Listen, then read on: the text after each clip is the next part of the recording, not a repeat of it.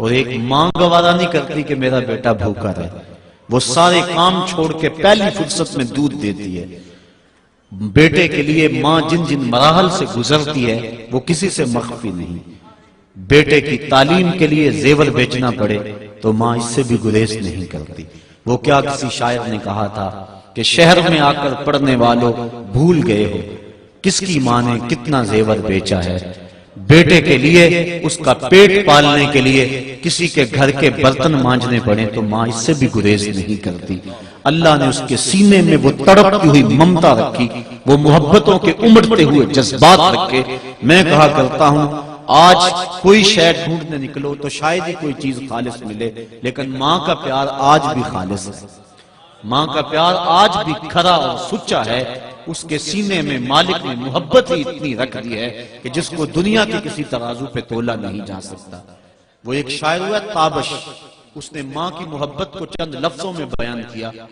وہ کہتا ہے مدت ہوئی میری ماں نہیں سوئی تابش، مدت ہوئی میری ماں نہیں سوئی تابش، میں نے ایک بار کہا تھا مجھے رات کو ڈر لگتا ہے۔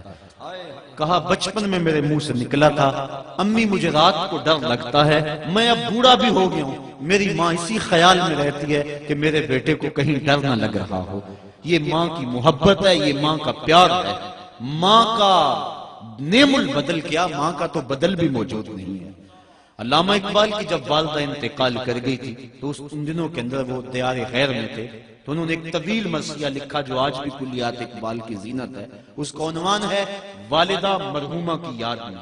اس میں کہتے ہیں آہ وطن میں ہوگا اب کس کو میرا انتظار، کون میرا خط نہ آنے سے رہے گا بے قرار، آرزو لے کر تیری خاک مرکت پہ آؤں گا، اب دعائے نیم شب میں کس کو میں یاد آؤں گا، کون پچھلے پہر اٹھ کے دعا کرے گا۔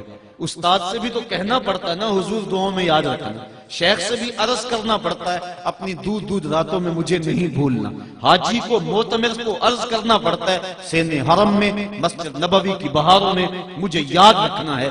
کبھی ماں کو بھی کہنا پڑا امی دعا کرنا۔ ماں کے ہاتھ اٹھے رہتے ہیں، اور یہ بات ذہن نشین کر لیں جب ماں کے ہاتھ اٹھ جائیں تو اجابت کے سارے دروازے کھل جاتے ہیں۔ اور یہ نہیں ہے کہ ماں رابعہ بصریہ ہو تو پھر ہی دعا قبول ہوتی ہے، اپلے تھاپتی ہوئی ماں گوبر سے بھرے ہوئے ہاتھ بھی اٹھا دے، اللہ کے عرش کو جنبش دینے کے لیے وہ ہاتھ بھی کافی ہوتے ہیں۔